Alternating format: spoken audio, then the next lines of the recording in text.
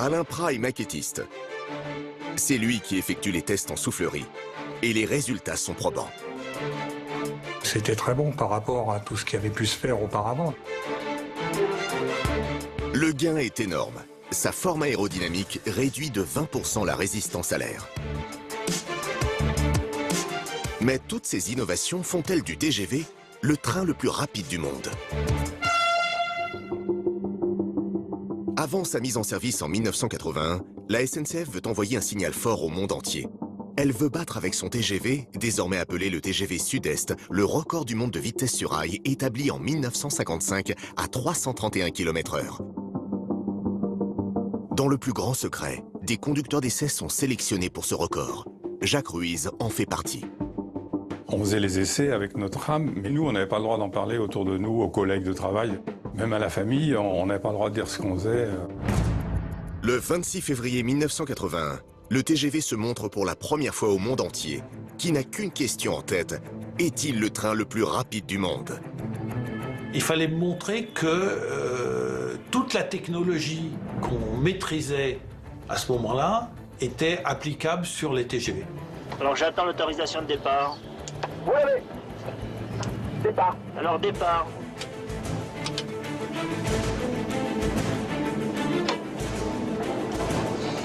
Nous venons de franchir le viaduc du Serein et nous partons.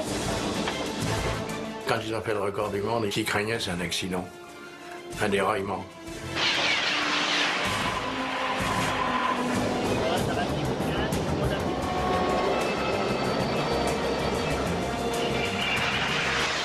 Nous avons atteint 100 mètres secondes. On est très tendu, puis ça va vite quand on roule à 360, 370. 372 km/h. 373. 14. 15. 16. 17. 19. 80. Il est 15h41. Le TGV franchit les 380 km/h. Le record du monde de vitesse sur rail est battu. Le directeur général qui était en cabine et qui a dit vous coupez la vitesse. Les chefs de traction qui étaient aux commandes, quand même, on aurait pu aller à 400. Oui, et il a dit ça suffit comme ça. Démonstration faite, on arrête, objectif tenu. Le TGV Sud-Est s'impose dès lors comme la référence en matière d'innovation ferroviaire. Le président François Mitterrand viendra lui-même inaugurer la mise en service commerciale. C'était un succès immédiat.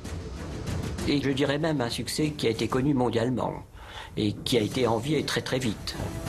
Et à l'époque, les gens disaient oh, bah, j'ai pris le TGV comme s'ils avaient pris le Concorde. Donc oui, ça a été une révolution. Et la révolution continue encore, plus de 30 ans après son lancement. Une fois la ligne TGV Sud-Est construite entre Paris et Lyon en 1981, ce n'est pas moins de 3 nouveaux tracés qui voient le jour dans les années 90. La ligne Atlantique, la ligne Nord étendue ensuite jusqu'à Londres ou Bruxelles et Amsterdam. En 2001, c'est la mise en service de la ligne Méditerranée. Puis en 2007, Strasbourg n'est plus qu'à 1h45 de Paris grâce à la ligne TGV Est. En 2017, le prolongement de la ligne Atlantique jusqu'à Bordeaux ou Rennes et le contournement Nîmes-Montpellier font qu'aujourd'hui la France compte plus de 2000 km de lignes à grande vitesse. Pour chaque nouvelle ligne et chaque génération de TGV, les ingénieurs ont su repousser encore plus loin les limites techniques pour aller toujours plus vite. Le client le voit comme un confort, avec un temps de trajet relativement court, mais derrière, il ignore complètement toute la technologie qui a été conçue par les ingénieurs. C'est finalement, je dirais, du point de vue de la vitesse, le meilleur train du monde.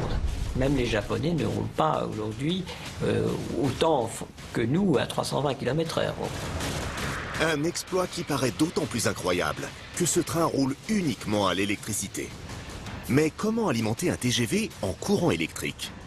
C'est tout l'enjeu de l'électrification des lignes. Entre Nîmes et Montpellier se trouve un chantier colossal. La construction de 60 km de lignes grande vitesse. Pour faire rouler un train à 320 km/h, il faut l'alimenter avec un courant extrêmement puissant. Première étape, l'installation de sous-stations. On a ce qu'on appelle des sous-stations qui prennent le courant 400 000 volts délivré par RTE, le réseau de transport d'électricité. Et on met des gros transformateurs, on en met 3 qui font 60 MW chacun. Elle consomme par an à peu près comme une ville de 300 000 habitants. Chaque sous-station est capable d'alimenter en électricité une ville comme Le Mans. Une fois les sous-stations mises sous tension, la deuxième étape importante est la pose de poteaux. Ces poteaux, c'est quand même quelque chose d'assez costaud.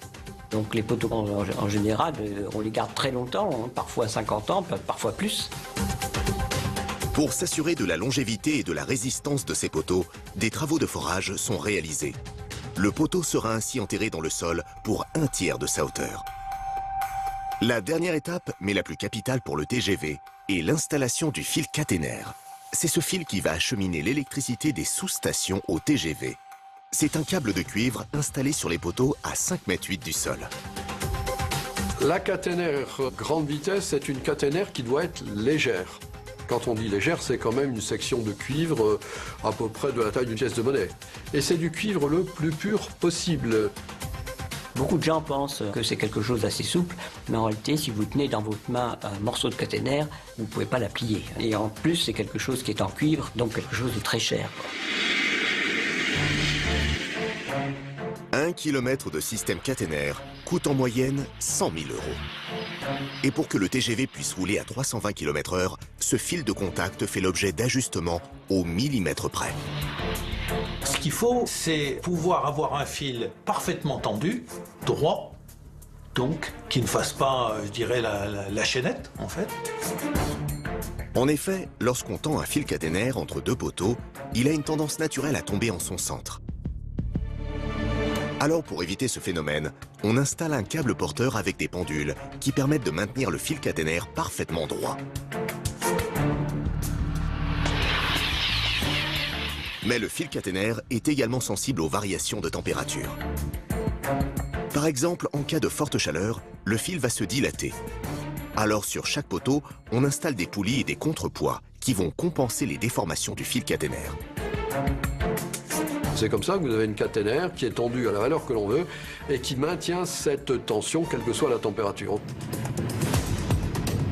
En France, le fil caténaire est électrifié en 25 000 volts, soit de quoi alimenter en même temps 2000 cafetières.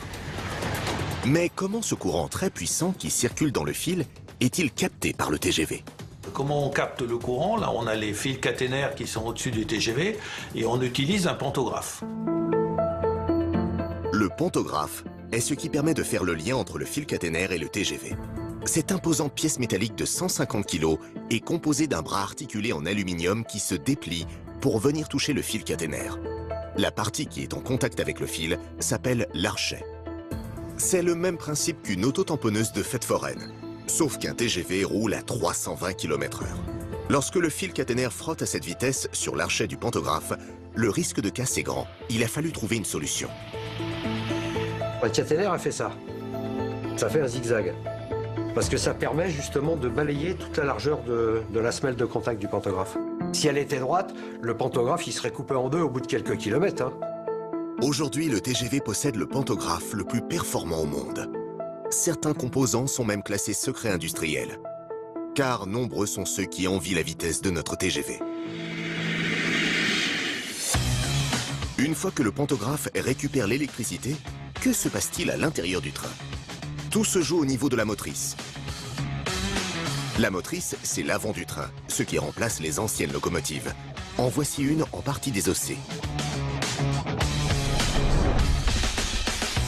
À l'intérieur, 40 km de câbles, des armoires électroniques capables de prendre en charge 150 commandes automatisées.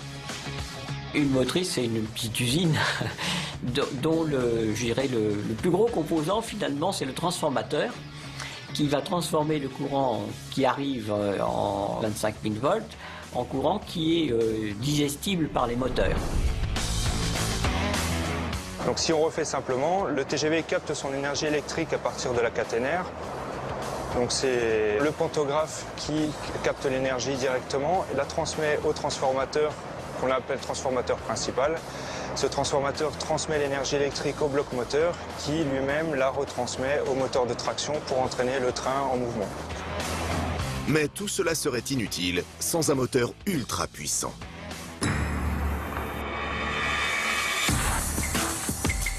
C'est ici, dans l'une des usines du constructeur Alstom en Bourgogne, que sont fabriqués les moteurs TGV. 420 salariés et 4000 moteurs sortent chaque année de ces ateliers. Un atelier souvent cité comme centre d'excellence du moteur à traction. Le but du moteur, c'est de transformer l'énergie électrique en énergie mécanique. Ces moteurs se composent d'une partie fixe en forme cylindrique appelée stator et d'une partie mobile appelée rotor. Quand le courant arrive dans le moteur, se crée alors un champ magnétique qui fait tourner le rotor. Ce dernier étant rattaché aux roues, il fait avancer le TGV. Pour aller plus vite, vous injectez plus d'intensité. Comme vous avez chez vous pour un circuit électrique, ce que tout le monde a eu, vous avez une petite manette et plus vous appuyez sur la manette, plus vous allez vite. Un TGV, ça pèse à peu près 400 tonnes. Donc emmener 400 tonnes à 320 km/h, il faut mettre de l'énergie. Pour y mettre de l'énergie, tous les TGV sont composés de 2 motrices, une à l'avant, une à l'arrière. Chacune est équipée de 4 moteurs. Des moteurs de plus en plus légers et puissants au fil des années. Les moteurs du premier TGV, on les appelait les moteurs Marignan. Pourquoi Marignan? Parce qu'ils faisaient à peu près 1515 kg et en puissance, ils faisaient 500 kW à peu près. Aujourd'hui, ils pèsent 100 kg de moins pour 2 fois plus de puissance. C'est des moteurs de très forte puissance puisqu'on est globalement sur le train à une puissance d'environ 12 000 chevaux pour un TGV. Soit autant qu'un réacteur d'avion. Le TGV, proprement dit, est le train le plus puissant du monde.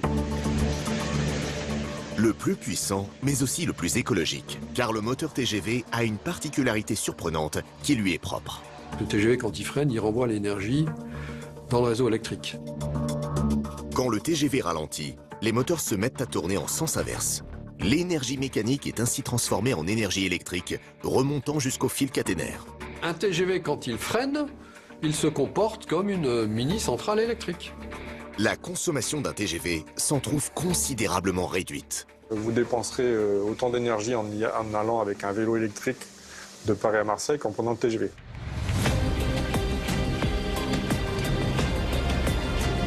Il est 8h22. Le TGV Paris-Marseille, à bord duquel nous nous trouvons, traverse la Bourgogne à plus de 300 km/h. Difficile d'imaginer qu'il consomme autant qu'un Solex.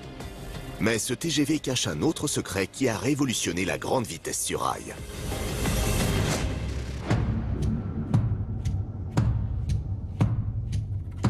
Ce secret a un nom, le bogie. Dissimulé sous la caisse, c'est en quelque sorte les roues du TGV. Un bogie, en fait, c'est un ensemble d'organes qui le composent.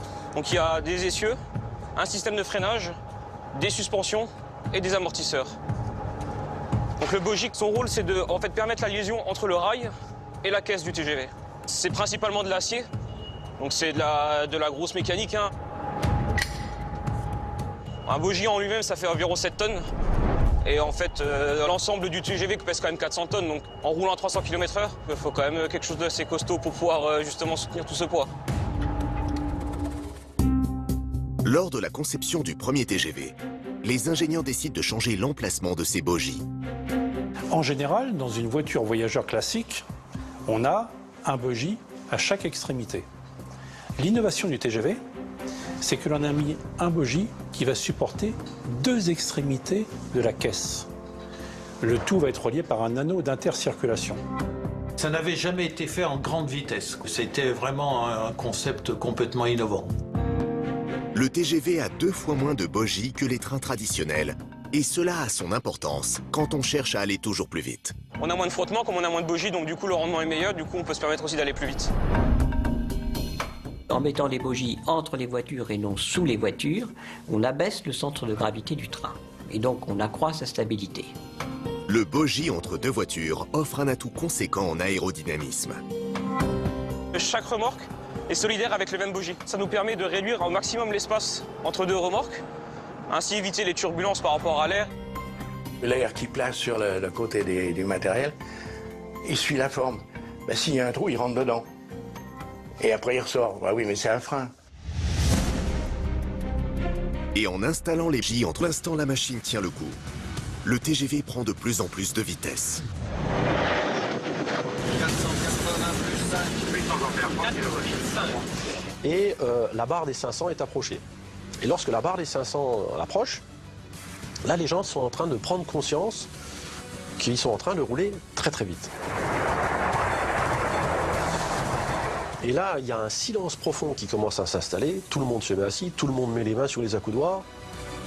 Et tout le monde a les yeux dit, mais quand est-ce que ça va quand même s'arrêter? On est tendu.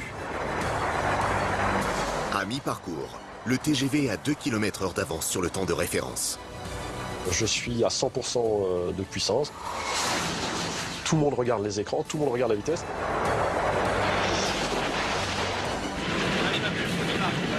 Il est 13h13. Le TGV dépasse les 570 km/h. Record du monde battu.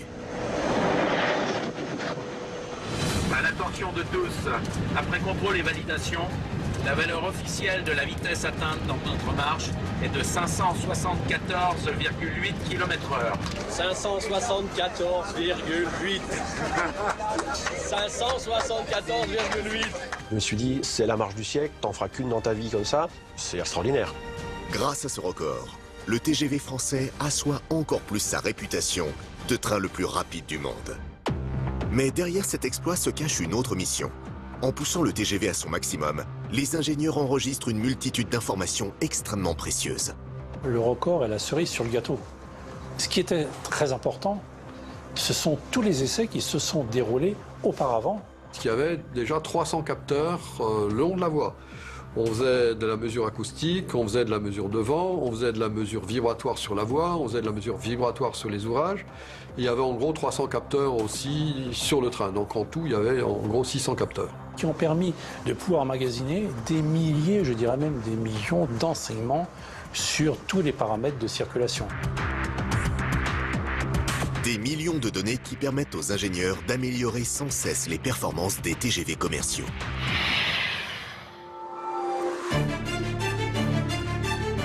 Dix ans après ce record, le TGV qui nous transporte en direction de Marseille profite encore de données collectées par les ingénieurs. Il est 10h14, le train est à l'approche du viaduc d'Avignon. Les voyageurs peuvent admirer la cité des papes sereinement. Mais ce qu'ils ignorent, c'est que leur TGV vient d'entrer dans une zone à risque, placée sous haute surveillance. À 100 km de là, à Marseille, se trouve un drôle de bâtiment en forme de boîte noire. À l'intérieur, 120 ordinateurs reliés entre eux par 40 km de câbles. Leur but, anticiper le pire pour le TGV. Quand on roule à 300-320 km/h, le risque est beaucoup plus grand que si on roule à 170. C'est pour ça que tout est mis en place pour pouvoir contrôler l'environnement de la circulation. Et parmi les dangers